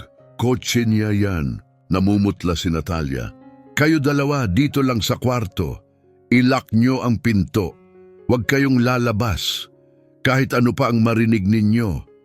Ma'am, mukha nang iiyak si Roberto. Pangako, sabi niya lumuhod sa tabi nito. Pangako, pangako. Sa harap na beranda, magkatabi sina Ernesto at Natalia, nakaharap sa dilim habang 3 lalaki ang lumitaw. 2 sa kanila ang dambuhala, yung tipong halatang nakatira sa gym at hindi marunong ngumiti. Kita ang mga baril sa baywang, nasa holster. Ang ikatlo ay naka-uniforme ng civil police. Pero ang ika-4 na lalaki ang tila umagaw ng hangin sa baga ni Natalia. Bumaba si Rodrigo Perez mula sa kumikislap na itim na Mercedes na parang taong hindi pa kailanman natatalo. Kumikinang na suit, blonde na buhok, perpektong nakalapat, mapusyaw na asul na mga mata, malamig na parang taglamig. Natalia, sabi niya, nakangiting walang init. Pinaghirapan mo talaga to. Hindi na ako sayo, sabi ni Natalia, humakbang sa harap ng pinto, at hindi ka welcome dito. Hindi? Nagkunwang aliw si Rodrigo habang lumilingon sa paligid. Ang weird ng pinagtataguan mo, akala ko mas may taste ka. Lumapit ang isang lalaki, nagpakita ng badge. Delegate Portela, Civil Police, Campo Grande. May court order kami para ibalik ang mga menor de edad na sina Roberto at Lourdes Lopez sa kanilang legal guardian, ang ama nila. Hindi siya ang ama nila, putok ni Natalia. Iba ang sabi ng emergency custody order. Sagot ni Portela, iwinagayway ang mukhang opisyal na mga papel. Inihain ni Judge Rivera base sa psychiatric evaluations. Itinuturing ang ina na mentally unstable at delikado sa mga bata. Kasinungalingan yan, bumaling si Portela kay Ernesto. At ikaw, Ginoo, ay sangkot na ngayon sa aggravated kidnapping. Ang pagtatago ng mga bata mula sa legal guardian nila ay krimen. May parusang hanggang 8 taon na pagkakakulong. Lupa ko to, matatag na sabi ni Ernesto. Lumapit sa akin ang babae para masilungan at tinulungan ko siya. Hindi yun krimen. Tumatakbo siya, dala ang ninakaw na mga bata, singit ni Rodrigo, umaakyat sa beranda. Lumapit siya ng diretso sa espasyo ni Natalia. Akala mo makakatakas ka sa akin, nasa akin ang batas, ang kapangyarihan, kalahati ng estado, akin. Hindi mo ako pag-aari. Hanggang ngayon, kapit ka pa rin sa pantasyang yan, kumiling siya. Kahit ngayon? Kahit may 2 armado sa likod ko at isang police delegate? Kahit ilang minuto na lang mawawala na sa iyo sila? Sa ibabaw lang ng bangkay ko. Yon, sabi ni Rodrigo, may baluktot ng ngisi, madaling ayusin. Humakbang si Ernesto sa pagitan nila, nakasingkit ang panga. Umalis ka sa lupa ko, ngayon. Kung hindi, tumawa si Rodrigo ng may paghamak. Susubukan mo akong saktan? Sige nga. Gustong-gusto ni Delegate Portela na may dahilan para ipahuli ka rin. Rodrigo, pakiusap, sabi ni Natalia. Matatag ang boses kahit nanginginig. Kung pera lang to... Pera? Biglang nagiba ang mukha ni Rodrigo, nag-alab ang galit. Hindi to tungkol sa pera. Tungkol to sa respeto, sa panlalait na ginawa mo sa akin. Pinamukha mong mahina ako sa harap ng lahat. Kontrol ang habol mo. Matalim na sabi ni Ernesto. Nakatakas siya at hindi mo matanggap. Tumahimik ka, ungol ni Rodrigo. Hindi ko kaya, nasa ilalim na siya ng proteksyon ko. Proteksyon? Tumawa si Rodrigo ng totoo ngayon. Ikaw, isang laos na rancher sa gitna ng kawalan? Kaya kitang bilhin at ibenta ng nakapikit. Subukan mo. Nagigting ang hangin. Gumalaw ang isa sa mga goons, papunta ang kamay sa baril. Itinaas ni Portela ang phone niya at nagsimulang mag-record para sa ebidensya o para sa pambugaw. Tapos may boses na pumutol sa tensyon na parang putok ng baril. Mama! Sigaw ni Lourdes mula sa likod ng nakalak na pinto. Mama! Natatakot ako! Umilaw ang mukha ni Rodrigo sa mapagmataas na tuwa. Nandito mga anak ko, sabi niya. Kukunin ko sila. Tumuloy siya papunta sa pinto. Humakbang si Natalia para harangan siya. Huwag! Umalis ka sa daan. Huwag! Tinulak niya si Natalia ng malakas. Napaurong si Natalia pero hindi bumagsak hanggang sa tumama ang bukas na palad ni Rodrigo sa mukha niya. Umalingaw-ngaw ang tunog ng sampal sa buong rancho na parang putok ng baril. Napaluhod siya, hawak ang pisngi at agad na punit ang labi niya, dumugo. Sandali tila huminto ang lahat. Tapos, hindi! Boses ni Roberto ang bumasag sa katahimikan na parang talim. Bumukas ng malakas ang pinto ng kwarto at sinugod ng bata si Rodrigo. Kumakawala ang maliliit na kamao, puno ng galit at sakit ng isang 8 taong gulang na matagal nang nagtitiis. Huwag mo siyang hawakan, huwag mong saktan ang mama ko. Sumuntok, sumigaw siya, sumabog ang maraming taon ng takot sa isang iglap. Marahas na hinablot ni Rodrigo ang braso niya, sobrang higpit ng kapit. Doon kumilos si Ernesto, walang pag-aatubili, walang pag-iisip. Tumama ang kamao niya sa panga ni Rodrigo sa suntok na halos magpagalaw ng buto. Kumikinang ang sakit sa kamay niya pero hindi siya tumigil. Nabitiwan ni Rodrigo si Roberto sa gulat at napaatras. Sumabog ang suntukan sa beranda. Nagsalpukan sila sa mga upuan at mesa, nagliliparan ng kamao, bumabagsak ang mga paa. Lumaban si Rodrigo na parang lalaking sanay makuha ang gusto niya, mura, marumi, malupit. Kumakamot papunta sa mata, tinutuhog ang tuhod sa masiselang bahagi. Pero lumaban si Ernesto na parang lalaking may nakataya ang lahat. Parang ama, parang tagapagtanggol. Hawakan niyo siya, sigaw ni Rodrigo sa mga bodyguard niya, pero hindi sila gumalaw. Dahil nakaharang si Natalia sa kanila, nakabuka ang mga braso, pinoprotektahan ng laban. Hipuin niyo siya, unggol niya, at sisigaw ako ng sapat para magising ang bawat rancher sa lambak. Sa kaguluhan, walang nakapansin sa phone na dumausdos mula sa bulsa ni Rodrigo. Tumalbog ito sa sahig at dumausdos sa ilalim ng rocking chair. Umiilaw pa rin ang screen. Nagtapos ang suntukan ng maikandado ni Ernesto, si Rodrigo sa rehas. Mahigpit ang bisig niya sa lalamunan nito. Umalis ka, pabulong, na pagngangalit ni Ernesto. Lumayas ka sa lupa ko o sumpain man ako. Wala akong pakialam sa susunod na mangyayari. Bumili ka na ng sentensya sa kulungan, dura ni Rodrigo. Tumutulo ang dugo sa bibig. Delegate, arestuhin mo yan. Nagatubili si Delegate Portela. Nakahover ang kamay niya malapit sa baril pero hindi niya binunot. Hindi ito ang malinis na operasyong inakala niya. Walang maayos na papel, walang staged na photo-op. Ito ay kaguluhan, dugo, galit, pamilyang nagkakadurog-durog. Kalma lang ang lahat, sabi ni Portela. Itinaas ang 2 kamay. Ginoong Mendoza, bitawan mo siya. Ngayon, dahan-dahang umatras si Ernesto, tumayo si Rodrigo, pinapagpag ang alikabok at dugo sa wasak niyang suit. Hindi pa to tapos, sabi niya, inihagis ang tingin kay Natalia. Ni hindi pa nagsisimula. Bumaba siya sa beranda kasunod ang mga tao niya. Sumunod si Portela, nagre-record pa rin sa phone niya, di na sigurado kung saan talaga siya papanig. Naglaho ang 3 sasakyan sa daang lupa, nagiiwan ng ulap ng alikabok. Bumalik ang katahimikan. Tumakbo si Natalia kay Roberto, kinapa ang katawan niya para siguraduhing walang sugat. Nanginginig siya ng todo pero hindi siya nasaktan. Sumilip si Lourdes sa bungad ng pinto, basa ang pisngi sa luha. Umalis na ba siya? Pabulong niya. Sa ngayon, mahinahong sabi ni Ernesto, hinaplos ang balikat niya. Pero babalik siya. Kaya kailangan nating maging handa, sabi ni Natalia habang dahan-dahang tumatayo. Bugbog at namamaga ang mukha niya, pero hindi nanginig ang boses dahil hindi na ako tatakbo. Hindi na ngayon. Tama ka, Ernesto. Ang pagtakbo, hindi buhay. Inabot niya ang kamay niya, kaya mananatili tayo at lalaban tayo magkasama. Sa beranda, sa ilalim ng rocking chair, marahang umingay ang isang nakalimutang phone. Phone ni Rodrigo, umiilaw ulit ang screen sa dilim habang may bagong mga mensaheng pumapasok. Mga mensaheng magbabago ng lahat. Kulay kahel ang langit sa liwayway nang lumabas si Lourdes papunta sa beranda.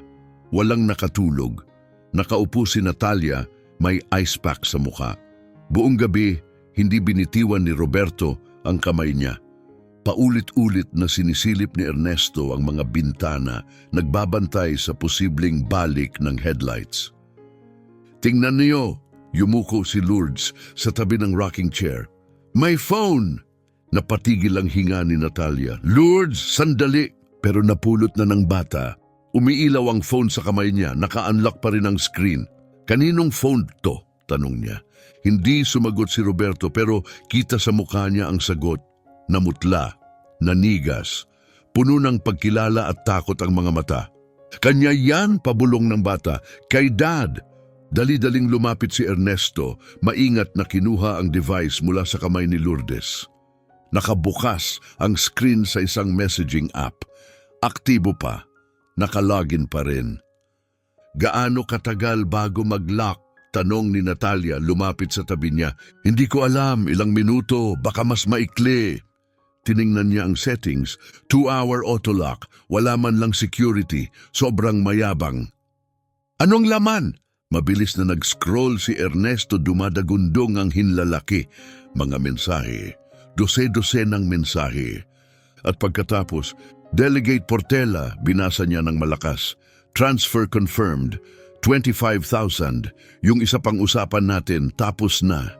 Tiningnan niya ang petsas. 2 linggo na ang nakaraan, pabulong ni Ernesto, nakatitig pa rin sa screen. Noon niya ipinagawa ang lahat para maglaho. Napantakip si Natalia sa bibig nang tumama ang pagkaunawa sa kanya.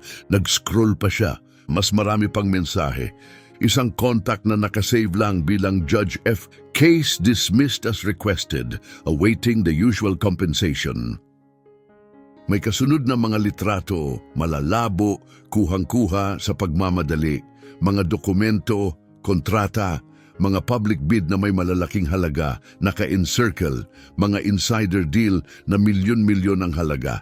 Tapos, isang audio file. Pinindot ni Ernesto ang play.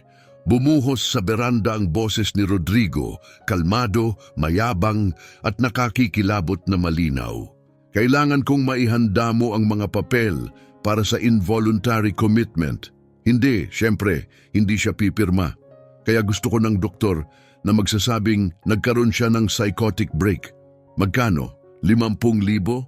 100? Wala akong pakialam. Siguraduhin mo lang na hindi na siya makakalabas. Nang hina ang tuhod ni Natalia, inabot siya ni Ernesto para alalayan habang nagpapatuloy ang recording.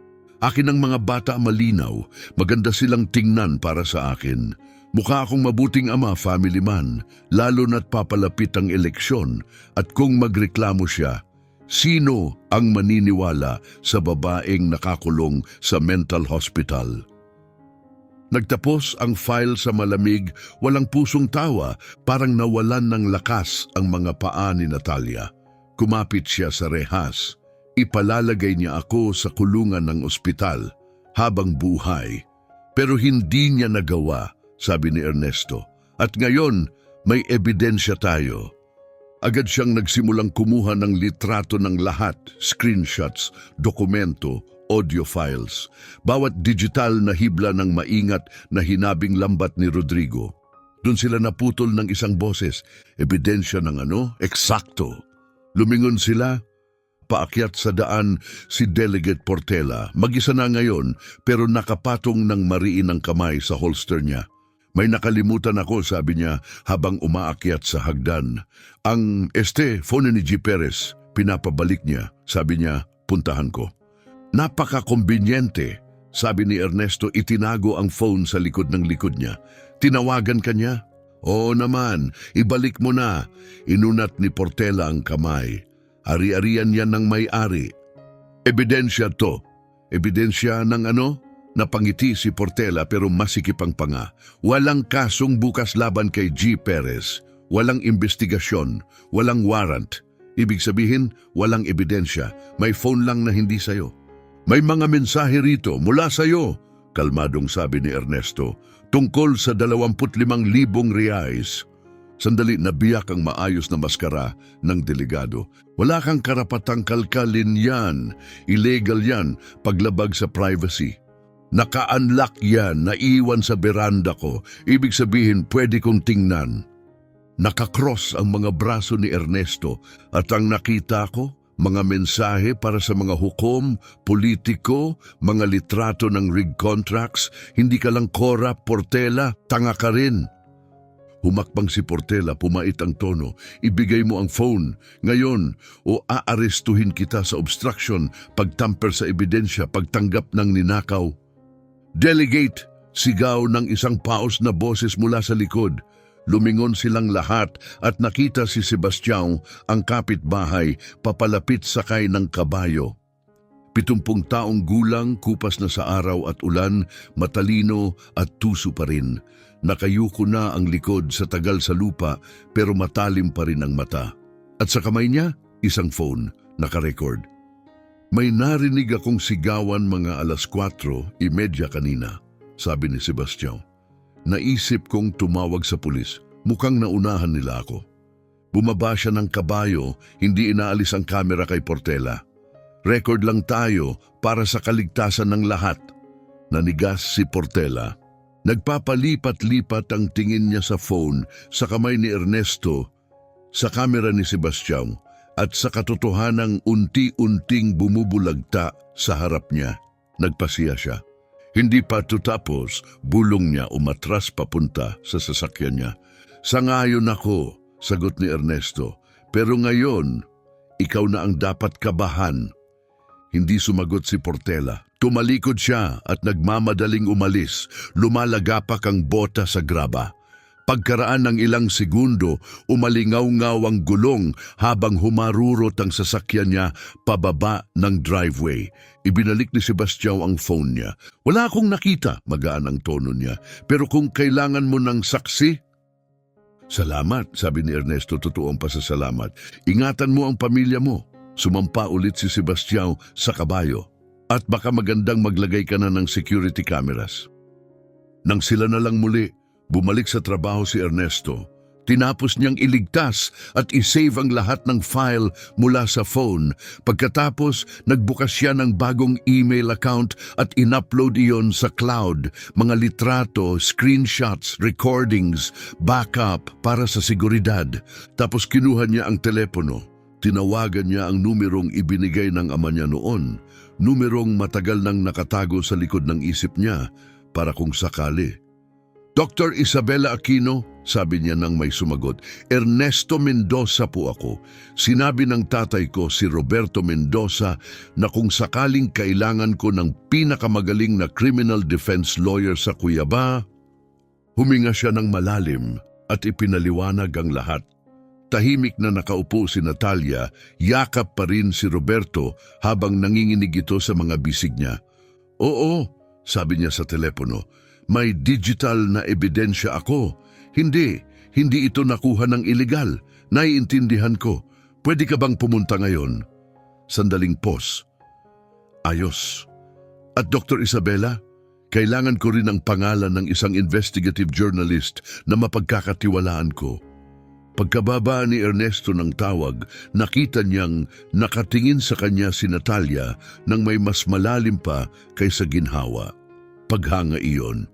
Ana Carmen Rivera, sabi niya, 2 taon na siyang nag-uulat tungkol sa political corruption sa Campo Grande. Inaayos na ni Dr. Isabela na makontak niya tayo. Inayos mo lahat yon sa loob ng 10 minuto. Hindi naman talaga, sabi niya, hinila siya sa isang yakap. Improvise lang ako habang tumatakbo ang sitwasyon. Pero isang bagay ang sigurado ako, hindi ko hahayaang manalo si Rodrigo. Sumandal si Natalia sa kanya, nanginginig pa rin. Babalik siya. Mas maraming tao, mas maraming kapangyarihan, mas lahat. Kaya handa tayo, sabi ni Ernesto, hinalikan ng marahan ng ulo niya. Sa pagkakataong ito, hindi tayo tatakbo. Maninindigan tayo at lalaban tayo. Bandang 10:00 ng umaga, dumating si Dr. Isabela Aquino sakay ng makintab na silver SUV. Mukha siyang eksaktong high-powered lawyer, nasa kalagitnaan ng 50, maigpit ang pagkakapusod ng buhok na may uban, dark tailored suit at walang paligoy na tindig. Pero lumambot ang mga mata niya nang tumingin siya kay Natalia at sa mga bata. Na-review ko na lahat, sabi niya habang inilalapag ang tablet sa mesa ng kusina. At nakontak ko na si Ana Carmen. Papunta na siya mula Campo Grande. Makakarating siya rito sa loob ng mga 3 oras. Gaano pa tayo katagal bago gumalaw ulit si Rodrigo? Tanong ni Natalia. Hindi binalutan ni Isabela ng asukal ang sagot. Oras lang, baka 1 araw. Ang mga lalaking tulad niya hindi basta tumitigil kapag hinahamon, lalo na kapag alam nilang may ebidensya ka. Kaya ano na ngayon? Tanong ni Ernesto. Tayo ang unang gagalaw, sagot ni Isabela. Ikinabit niya ang phone ni Rodrigo sa tablet at nagsimulang kumuha ng data. Kung papayag kayo, isusumiti ko ang ebidensyang ito sa Public Prosecutor's Office. Hindi lang sa Mato Grosso do Sul kung saan malakas ang impluensya niya, kundi pati sa federal prosecutors. Hindi niya kayang patahimikin ang lahat. Totoo bang iimbestigahan nila? Tanong ni Natalia. May mga mensahe ng suhol, manipulasyon sa hukom, at illegal na psychiatric claims? Ngumiti si Isabela, malamig at kumpiyansa. Gigil silang kumilos. Makapangyarihan man si Rodrigo sa lokal, ibang usapan ng federal prosecutors. At ang kaso ng kustodya? Tanong ni Ernesto. Binuyong kasinungalingan ng injunction, sabi ni Isabela. Sa audio na to, sarili niyang boses na naguutos ng peking psychiatric commitment, makakakilos tayo para sa agarang pagpapawalang bisa. Tumingin siya kay Natalia, pero kailangan mong maging handa sa mahabang laban. Ang mga lalaking tulad ni Rodrigo hindi natutumba ng tahimik. Handa ako, sabi ni Natalia, walang pag-aalinlangan. Kung ganon, simulan na natin. Eksaktong 2:00 ng hapon, dumating si Ana Carmen Rivera. Nasa kalagitnaan siya ng 30, puno ng apoy at focus. Yung uri ng mamamahayag na naaamoy ang korupsyon na parang dugo sa tubig. May dala siyang recorder, notebook at bag ng kamera. 2 taon ko nang minamatyagan si Rodrigo, sabi niya habang sinusuri ang mga files sa tablet ni Isabela. Pero laging may sobrang daming kaibigang mataas ang pwesto. Walang makabuwag sa kanya. Mapupublish mo ba to? Tanong ni Natalia. Pupublish ko, sabi ni Ana Carmen. Pero kailangan ko ng buong pahayag, timeline, mga litrato ng mga sugat, at kung kaya, mga testigo. Napunta ang tingin niya kay Roberto. Kung handa siyang magsalita. Hindi, mabilis na sabi ni Natalia. Sobra na ang pinagdaanan niya. Pero nagulat silang lahat kay Roberto. Kung makakatulong para mapatigil siya, mahina niyang sabi, magsasalita ako. Bubukas sana ulit ang bibig ni Natalia para tumutol, pero hinawakan ni Ernesto ang braso niya. Desisyon niya yan. Nagsimulang magsalita si Roberto. Ikinuwento niya ang lahat, ang mga bugbog, ang takot, ang mga banta, ang mga bangungot, kung paano hinubog ng galit ni Rodrigo ang bawat parte ng pagkabata niya. Tahimik na nakaupo si Ana Carmen, tumutulo ang luha habang nire-record ang bawat salita. Nang matapos siya, pinatay niya ang recorder gamit ang kamay na nanginginig. Pababagsakin ko siya, pabulong niya. Ang istoryang to, ang mga file na to, sapat para durugin ang bawat kasinungalingang itinayo niya. Bukas, hindi lang siya mabubunyag. Tapos na siya. Kailan lalabas? Tanong ni Ernesto. Bukas ng umaga sa pangunahing edisyon at magpapadala ko ng kopya sa mga national outlet, TV, print, digital. Sa loob ng 24 na oras, siya na ang pinakakinamumuhiyang lalaki sa Mato Grosso do Sul. Kinagabihan, matapos umalis sina Dr. Isabela at Ana Carmen at matapos makatulog ang mga bata dahil sa matinding pagod, naupo sina Ernesto at Natalia sa beranda ilalim ng mga bituin. Matagal silang hindi nagsalita. Nagsimula na, sabi ni Natalia sa wakas.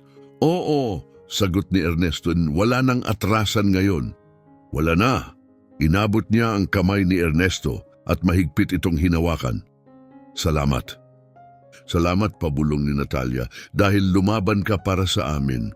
Hindi mo kailangang magpasalamat sa akin sa pagprotekta sa pamilya ko, marahang sabi ni Ernesto. Pamilya, nabitin ng salita sa pagitan nila, hindi na tanong, kundi katotohanang handa na silang paniwalaan. Sa loob, ligtas na nakatago, hawak pa rin ng phone ni Rodrigo ang ebidensyang gigiba sa imperyo niya ng kasinungalingan. At sa labas, sa ilalim ng langit na puno ng bituin, isang bagong uri ng pamilya ang naghanda para sa laban na alam na nilang kaya nilang harapin. Kinabukasan ng umaga, binasa ni Ernesto ng malakas ang headline, Negosyanteng taga Campo Grande, inaaligtan sa korupsyon, suhol at domestic abuse. Kinumpleto nito ang buong front page. Sa ilalim isang larawan, hindi formal na portrait, kundi isang freeze frame mula sa security footage. Si Rodrigo, tinatamaan si Natalia. Ipinadala ni Sebastian ang video kay Ana Carmen. Nakatabi si Natalia kay Ernesto, nanginginig ang mga kamay habang hawak ang tasa ng kape, nanginginig sa ginhawa at takot ng sabay. 9:00 ng umaga tumawag si Dr. Isabela. Hindi tumitigil ang telepono, sabi niya. Nagbukas na ng investigasyon ang Federal Prosecutor's Office. Federal Police na ang humahawak. Sandali siyang huminto. At si Rodrigo, inaresto siya 1 oras na ang nakalipas. Napasinghap si Natalia, napasapo sa bibig habang umapaw ang luha. Nasa kulungan siya. Sa ngayon, aabutin ng ilang buwan bago umabot sa paglilitis pero hindi siya makakalabas agad. Pangako yan.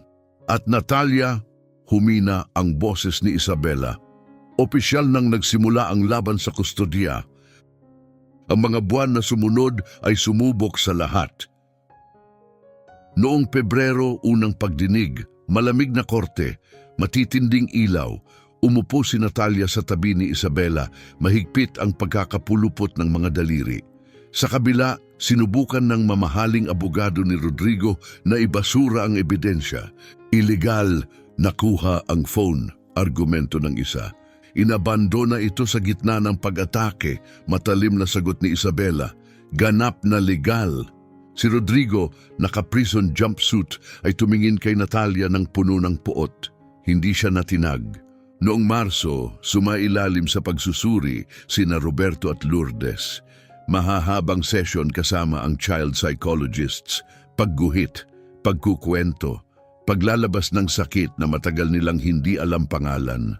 Naghintay sina Ernesto at Natalia sa hallway. Matatapang sila, bulong ni Ernesto. Hindi dapat kailanganin, sagot ni Natalia, pero kailangan at kaya nila. Noong Abril, tumayo si Natalia sa witness stand. Maingat siyang ginabayan ni Isabela habang ikinukwento niya ang lahat. Ang mga banta, ang pagkakahiwalay, ang karahasan. Sinabi niyang kapag umalis ako walang maniniwala, sabi niya nanginginig pero malinaw ang tinig, na siya ang may kapangyarihan, pera, koneksyon at ako wala. At ngayon, Tanong ni Isabela. Ngayon alam kong mali siya, ina ako, veterinaryo, survivor at hindi ako pag-aari niya. Sinubukan siyang yurakan ng kabilang abogado. Iniwan mo ang psychiatric treatment, hindi ba? Wala akong treatment na iniwan, mariin niyang sagot. Peke ang mga report, gaya ng pinatutunayan ng recording. Binayaran niya ang mga doktor para magsinungaling. Tumahimik ang korte, walang makasagot. Noong Mayo, dumating ang mga testigo, mga kapitbahay mula Campo Grande, mga manggagawa sa bukid, pati dating sekretarya ni Rodrigo na naglahad ng mga lihim na tawag at sinirang dokumento. Pero sa labas ng korte, tuloy ang buhay. Nagbukas si Natalia ng maliit na veterinary clinic sa rancho, isang munting gusali na may karatulang kahoy, Serra Azul Veterinary Clinic. Dr. Natalia Lopez, dumating ang mga magsasaka mula sa iba't ibang lugar, gumaling ang mga hayop. Ang babaeng minsang nabasag ay muling nagtrabaho nang may apoy, bawat buhay na naililigtas, paalala na nabawi niya ang sarili niya. Si Ernesto naman nagbantay sa tahanan, inalagaan niya ang mga bata. Nagbasa kay Lourdes, tinuruan si Roberto sumakay, nagluto ng mga pagkaing ginawang amoy ligtas ang bahay. Alam na ng mga tauhan ang totoo at iningatan nila ang pamilya na parang sarili. Hunyo, huling mga argumento. Inilatag ni Isabela ang bawat piraso ng ebidensya, mga mensahe, mga recording, mga ulat ng eksperto. Ginamit ni Rodrigo Perez ang kapangyarihan niya para takutin ang pamilyang ito, sabi niya. Bumili siya ng hukom, nagsinungaling sa pulis at binantaan niyang ipapakulong sa mental hospital ang ina ng mga bata para manatiling hawak niya sila. Sinubukan ng depensa ang huling pakiusap. Nagkamali siya, pero mahal niya ang mga anak niya. Halos napatay niya ang isa. Biglang tumayo si Natalia, nababasag ang boses. Binasag niya ang tadyang ni Roberto. Binalak niyang burahin ako sa mundo. Hindi yon pag-ibig, pagmamay-ari yon. Mrs. Lopez, maupo ka, matalim na sabi ng hukom. Pero narinig na ng korte ang katotohanan. Pagkaraan ng 2 linggo, dumating ang tawag. Matatag at matagumpay ang boses ni Isabela. Nanalo ka, buong kustodya, permanent restraining order. Ipinagbabawal kay Rodrigo na lumapit ng mas mababa sa 500 metro sa iyo at sa mga bata habang buhay. Bumagsak si Natalia sa luha, 6 na buwang pagdinig, takot, bangungot. At sa wakas, kapayapaan. Tapos na ba? Pabulong niyang tanong. Yung kustodya, oo, sabi ni Isabela. Magpapatuloy ang criminal trial. Pero para sa iyo at sa mga bata, oo, tapos na. Malaya ka na, Natalia. Kinagabihan tinawag ni Ernesto ang mga bata. Kailangan nating magdiwang. May cake? Tanong ni Lourdes. Mas maganda pa sa cake. Dinala niya sila sa pastulan kung saan nanginginain sina Luz at ang bisiro niya. Papalubog ang araw, ginto ang langit. Bakit tayo nandito? Tanong ni Natalia. Lumuhod si Ernesto sa isang tuhod. Sa likod niya, lumabas sina Roberto at Lourdes. May hawak na banner na may baluktot na titik, pinintahan ng makukulay na kulay. Gusto mo ba kaming maging pamilya habang buhay? Bumuhos ang luha ni Natalia. Napag-usapan namin, sabi ni Roberto. Gusto naming maging totoong tatay ka namin. Huwag yung isa, dagdag ni Lourdes. Masama siya, ikaw mabuti. Kumuha si Ernesto ng maliit na kahon mula sa bulsa. Sa loob, isang simpleng singsing na pilak. Mahal kita, sabi niya. Mahal ko ang buhay na to, maingay, magulo, maganda. At gusto kong gugulin ang natitirang araw ko na gumigising sa tabi mo. Pinalalaki ang mga batang to, nag-aayos ng bakod, nag-aaway sa mga kabayo at nakakalimutang ilak ang kulungan ng manok. Tumawa si Natalia habang umiiyak. Kaya Natalia Lopez, pakakasalan mo ba ako? Oo, sabi niya walang pag-aatubili. Oo, 1,000 beses oo. Isinuot niya ang singsing sa daliri niya. Humiyaw ang mga bata at niyakap silang pareho sa damo. Tawa at masayang luha sa ilalim ng langit na saksi sa kanilang pag-survive at ngayon sa kanilang saya. Umalingaw-ngaw ang hiyaw ni Luz na parang pagsang-ayon. Kumakaripas ang pag-asa sa paligid nila. "Pwede na ba kitang tawaging tatay?"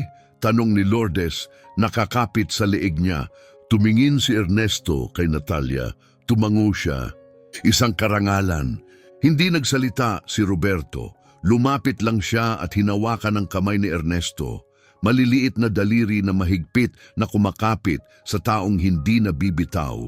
At habang nagsisimulang magliyab ang mga bituin sa itaas, nanatili silang magkakasama, isang tunay na pamilya, hindi isinilang sa dugo kundi sa pag-ibig. Walang kamera, walang talumpati, kapayapaan lang. At sa wakas, wala nang natatakot sa bukas. Sumisitsit ang ihawan. May malalambing na tugtog ng sertanejo sa gitara. Buhay na buhay ang Serra Azul Ranch sa tawa at liwanag. Isang buong taon na ang lumipas mula noong paglubog ng araw sa pastulan. Puno ang bakuran ng mga bisita, kaibigan mula malapit at malayo, mga kapwa veterinaryo ni Natalia. Si Dr. Isabela, si Ana Carmen, pati mga kapitbahay na dati mga estranghero lang. "Dr. Natalia," sabi ni Senyor Alfredo, "itinaas ang beer. Yung baka na ginamot mo, nanganak ng toro na kayang humila ng truck." Tumawa si Natalia, isang kamay nasa buntis niyang tiyan.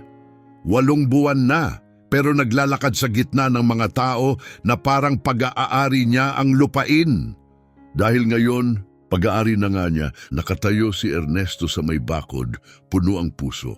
Ang babaeng natagpuan niyang nagtatago sa kamalig ay ngayon ang puso ng lugar na ito, ina, tagapagpagaling, asawa. "Tatay!" sigaw ni Lourdes, umiikot sa floral na damit. Nagyayabang ang mga bisiro ni Luz sa lahat. "Halika, tatay!" Ngumiti si Ernesto at pumunta siya sa lugar kung saan ang buhay, pag-ibig at pangalawang pagkakataon ay tumubo at namulaklak. Ang salitang pamilya ay nakakagulat pa rin kay Ernesto sa pinakamagandang paraan. Sa kwadra, si Roberto, siyam na ngayon, ay nakatayo ng may kumpiyansa sa gitna ng mas batang mga bata.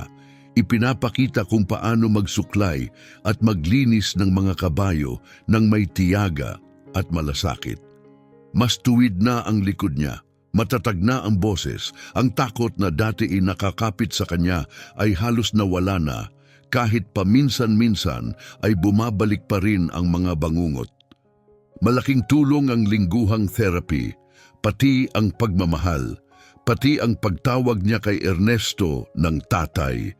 Isang titulong binibigkas na niya ngayon ng walang alinlangan. "Ang galing na niya," sabi ni Sebastian, biglang nasa tabi niya. "Ang hirap paniwalaan na siya pa rin yung batang dati," sagot ni Ernesto. 1 taon at kalahati, sabi ni Ernesto, pero parang 10 taon, parang ibang buhay na. Itinaas ni Sebastian ang bote niya. "May binuo kang napakaganda rito, Ernesto. Deserve mo yan." Pamilya, opisyal na ngayon, naganap ang kasal 9 na buwan na ang nakalipas sa parehong pastulan kung saan siya nag-propose. Maliit na seremonya. Si Lourdes, todo drama sa pagbato ng petals. Si Roberto, seryoso at proud, dala ang mga singsing. Simple lang ang puting damit ni Natalia.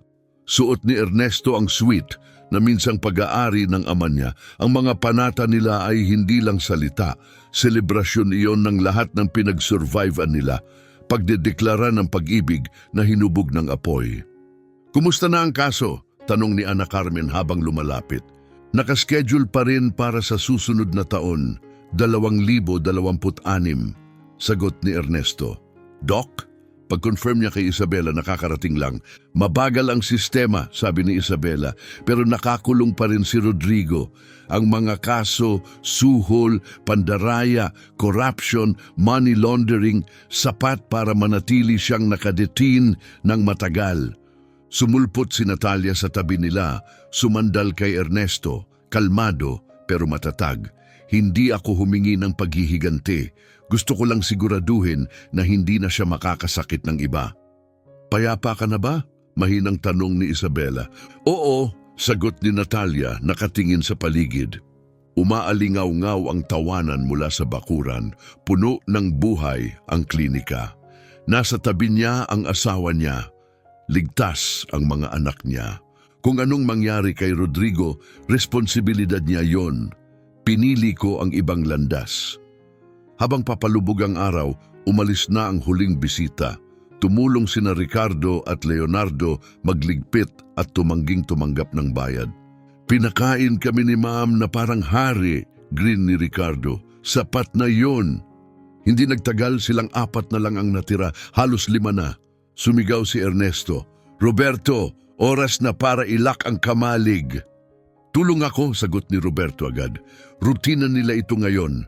Mga panggabing gawain, tahimik na usapan, maliliit na ritual ng mag-ama. "Tatay," tanong ni Roberto habang isinasara nila ang huling stall, "sa tingin mo magugustuhan ng baby ang mga kabayo?"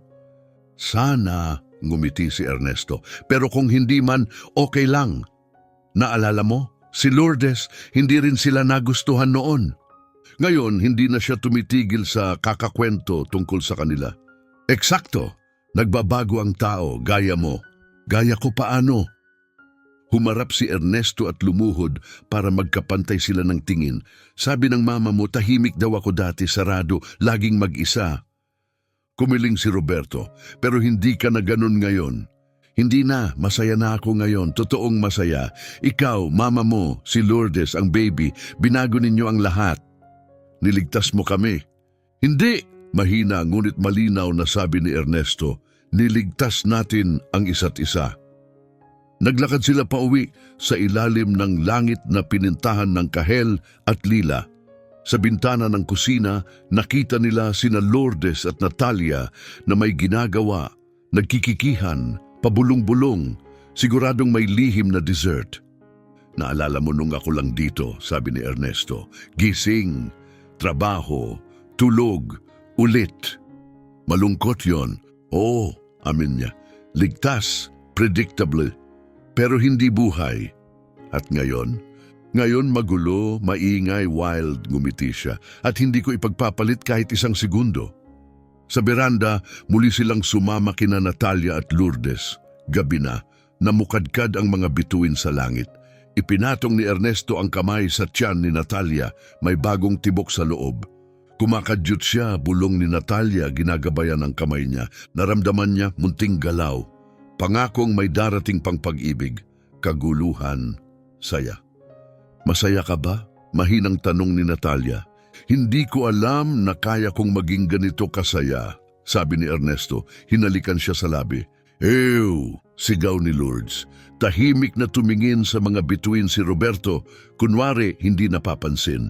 Naalala ni Ernesto ang unang gabing iyon, bagyo, mga kakaibang tunog sa kamalig, pamilyang nagtatago sa dilim.